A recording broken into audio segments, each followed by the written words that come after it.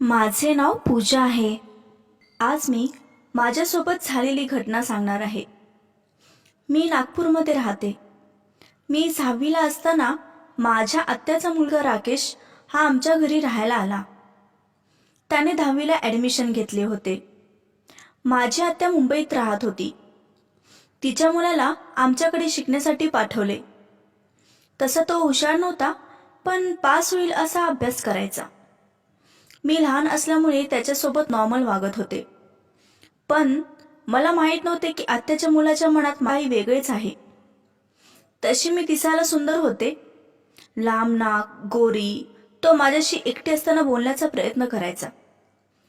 त्याचे एक्झाम जवळ आले आणि तो मित्रांसोबत नाईट स्टडी करण्यासाठी शाळेत जात होता आणि पहाटे 6:30ला घरी येत होता. एके दिवशी मला 6:30च्या सुमारास जाग आली. बाहेर थोडासा काळोख होता, पण समोरचे स्पष्ट दिसेल असा उजेडही होता. टॉयलेट थोडे लांब होते. समोर अंगण होते आणि बाजूला शेती होती. मी अंगणाच्या बाजूला लघवी करत होते. तोच राकेश सायकलवरून मागून आला. मी घाबरून उठणार होते, पण लघवी पूर्ण झाली नव्हती. वाकून उठून पॅन्ट घालेपर्यंत त्याने मला मागून बघितले. मला खूप कसेतर वाटले. पूर्ण दिवस माझा बेकार गेला. मी फक्त तेच विचार करत होते की राकेशने सर्व बघितलं तर नाही ना. थोडे दिवस असेच गेले. आमच्या गावची जत्रा होती, त्यामुळे जत्रेमध्ये माझ्या काकांची, मामांची मुले आली होती. सर्व पाहुणे आले होते.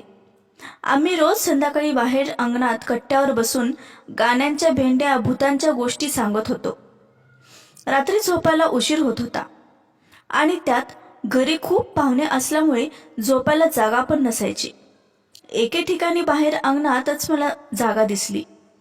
मी तिथे झोपले. माझ्या जागा होती तिथे एकजण झोपेल अशी जागा होती. मला वाटले माझ्या मामाची मुलगी माझ्या बाजूला झोपेल, म्हणून मी झोपी गेले. रात्री अचानक मला जाग आली. मागून माझ्या अंगावरून टॉपच्या आत हात घालून कोणीतरी हात फिरवत होतं. माझ्या दंडाला दाबत होतं. हळूहळू त्याचा हात मागून माझ्या समोर छातीवर आणला आणि चोळू लागला, दाबू लागला. मी झोपेतच मागे वळले आणि हळूच बघितले तर माझ्या आत्याचा मुलगा माझ्या मागे झोपलेला आणि तोच माझ्यासोबत हे नको ते चाळे करत होता. माझ्या शरीरासोबत खेळ करत होता. मी पटकन तिथून उठले आणि दुसरीकडे जाऊन झोपले. माझी अजून कोवळी छाती होती. मी मोठी पण झाले नव्हते.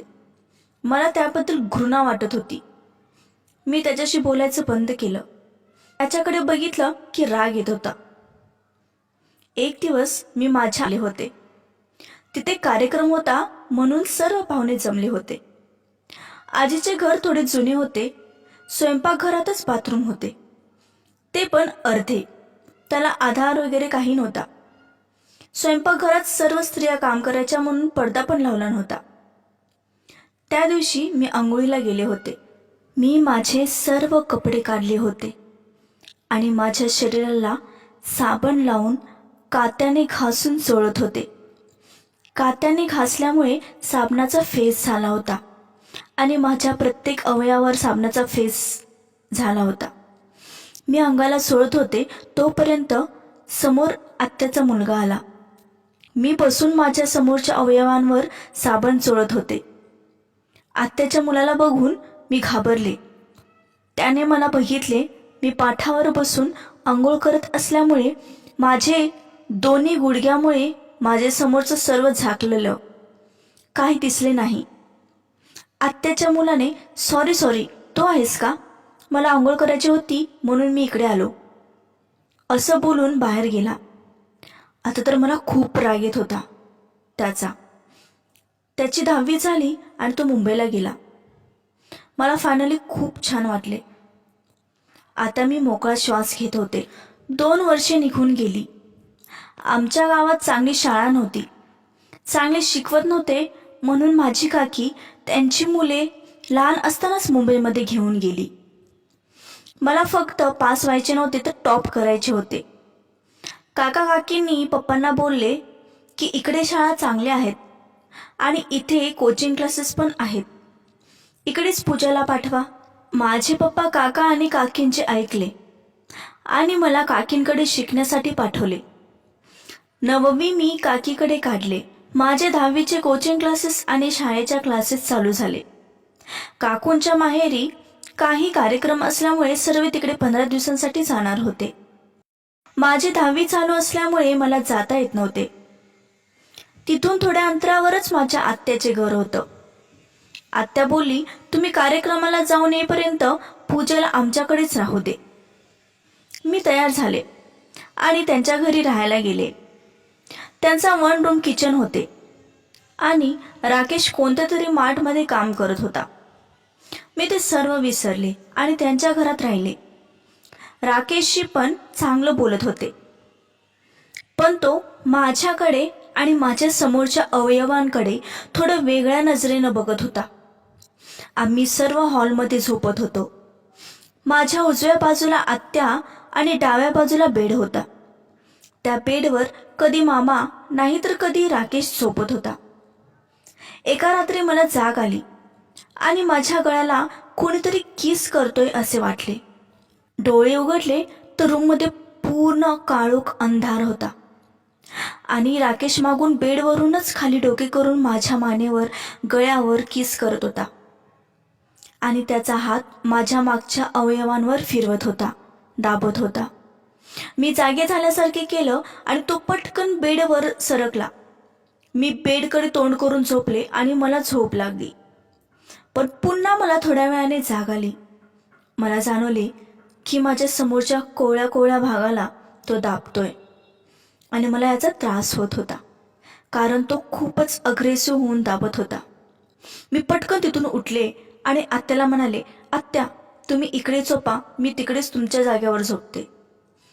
आत्याने विचारलं, का, काय झालं? मी आता त्यांना काही नाही बोलले. कितीतरी असं तरी तो तिचा मुलगा आहे आणि ती काहीतरी मलाच बोलली असती, म्हणून मी बोलले की मला झोपेत बेड लागतोय. आत्या बोलली, ठीक आहे. आत्याच्या मुलगीचं लग्न झालेलं. मी तिला सर्व काही शेअर करत होते. 2 दिवसांनी ती घरी आली. मी तिला सर्व काही सांगितले. ती बोलली, हे बघ, या वयात प्रत्येकांना असे होते. मी राकेशला ओरडते, तू ही गोष्ट कोणाला सांगू नको, नाहीतर माझ्या आईला तुझ्या आत्याला सहन होणार नाही. मी बोलले, ठीक आहे. तिने आत्याला काय सांगितले काय माहीत. आत्याने माझ्या पप्पांना कॉल केला आणि सांगितले, राकेशला पूजा आवडते, राकेश आणि पूजाचं लग्न करूया. त्यांनी बोलले की तिची 10वीचे एक्झाम्स होऊ दे, मग बोलू. माझे 10वीचे एक्झाम झाले आणि घरी मी पप्पा मम्मीकडे गेले. आत्या सारखं पप्पांना कॉल करत होती. एकदा पप्पांनी मला विचारले की राकेशशी लग्न करणार का. मी बोलले नाही, कारण मला अजून शिकायचं होतं. त्याला फक्त 7,000 पगार आहे. मी शिकून काहीतरी होणार आहे. मग पप्पांनी आत्याला नकार सांगितला. 2 वर्षे निघून गेली. मी BCSच्या 2nd इयरला होते. तेव्हा मला आत्याने कॉल केला आणि सांगितलं की राकेशचं लग्न ठरलं आहे, लग्नाला ये. मला ही गोष्ट ऐकून खूप आनंद झाला. मी लग्नाला गेली. त्या मुलीला पाहिले तर तिचे नाव बघून आश्चर्य वाटले. त्या मुलीचे नाव पण पूजाच होते. पण मला ती मुलगी खूपच बारीक वाटत होती. तिची बॉडी अट्रॅक्टिव्ह वाटत नव्हती, फक्त गोरी होती. त्यांना वाटलं की आता ही बारीक आहे, नंतर अंगाने भरून येईल, म्हणून त्यांनी तिच्याशी लग्न करून देत होते. माझं शिक्षण पूर्ण झालं. जॉब करू लागले. 2 वर्षे जॉब केल्यावर माझी बदली मुंबईमध्ये झाली. मुंबईमध्ये काकींकडे राहायला गेली. माझं वय आता 26 झालं. मला लग्नासाठी मुले बघत होते, पण मला एकही मुलगा पसंत पडत नव्हता. मी दिसायला सुंदर होते, म्हणून मला भरपूर स्थळे येत होती, पण मुले स्मार्ट येत नव्हती. एकेकांचे वय जास्त, जॉब चांगला नाही, तर एकाला घर नाही, अशी स्थळे मला येत होती. म्हणून मी लग्नाला नकार देत होते. काकूच्या मुलीचे लग्न ठरले. त्यासाठी ते 1 महिन्यासाठी गावाला जाण्याची तयारी करत होते. मला जॉबला सुट्टी नव्हती. मी लग्नाच्या 2 दिवस आधी जाणार होते. काकी बोलली की तू आत्याच्या घरी राहायला जा. पण आत्या आणि मामा तर गावी राहायला गेले होते. घरी फक्त राकेश आणि त्याची बायको होती. काकी बोलली 1 महिन्याचा प्रश्न आहे, राहा. मी तयार झाले आणि त्यांच्या घरी गेले. पहिले 2 दिवस तर राकेशची बायको पूजा माझ्याशी बोलत होती, पण पुन्हा मी तिथे राहत असलेले तिला आवडत नव्हते. कदाचित तिला माहीत झालं असेल की राकेशला मी आवडत होते. एक दिवस मी टाईट टॉप घातला होता. तो टॉप मला खूप हॉट वाटत होता. मी त्यांच्या रूममध्ये आरशामध्ये बघून केस विंचरत होते, तर राकेश आत आला. मला वरून खाली बघितले आणि पूजाला चिडून म्हणाला, तू पण खाऊन पिऊन पूजासारखी हो ना, किती बारीक आहेस तू. मी पूजाकडे बघितले. ती खरंच खूप बारीक होती. तिचा समोरचा भाग तर पूर्ण सपाट होता. बहुतेक राकेशला मजा घेता येत नव्हती म्हणून चिडचिड करत होता. मी आवरून जॉबला गेले. दुसऱ्या रात्री मी हॉलमध्ये झोपले होते. त्यांच्या बेडरूममधून आवाज येत होता. मी दाराजवळ जाऊन ऐकत होते. त्यांचा क्रिकेटचा कार्यक्रम चालू होता. पण मला आता कसेसे होत होते. मी पटकन हॉलमध्ये जाऊन झोपी गेले.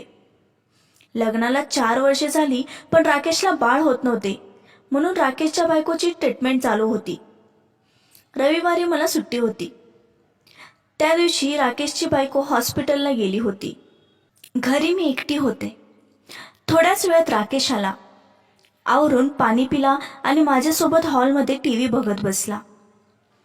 मी टीव्ही बघण्यात गुंग होते. राकेश माझ्या बाजूला येऊन बसला आणि माझ्या केसांमध्ये हात घालून त्याने त्याच्या तोंडाजवळ ओढून घेतलं आणि मला किस करू लागला. मी त्याला दूर ढकलले. मी त्याला म्हणाले, काय चालले राकेश? तो मला म्हणाला, काय चालले काय? तुझ्यामुळे माझं आयुष्य खराब झालं. मी बोलले, माझ्यामुळे तुझं आयुष्य कसे काय खराब झालं? माझा काय संबंध? तो बोलला, मी तुझ्यावर खूप प्रेम करत होतो. तू दिसायला एवढी सुंदर झालीस आता, आणि माझ्या बायकोसोबत मला थोडी पण मजा येत नाही. तिचं नाव बघून मी तिच्यासोबत लग्न केलं, कारण मी तुझ्यावर प्रेम करत होतो. तू नाहीस तर तुझ्या नावासारख्या मुलीशी लग्न केलं, आणि आता मला शरीर सुख नाही भेटत. मी काय करू? मी तुझ्याकडेच खेचत चाललोय. मला फक्त एकदा तुझ्यासोबत करू दे. असे बोलून तो माझ्या दंडांना चोळू लागला. त्याने मला सुरुवात केली. मी पुन्हा त्याला दूर ढकलले. नाही, हे बरोबर नाही राकेश. तुझं लग्न झाले असं बोलून मी निघून जाणार होते, तोपर्यंत त्याने माझा हात ओढून सोफ्यावर बसवले. मोबाईल बाहेर काढला आणि एक व्हिडिओ दाखवू लागला.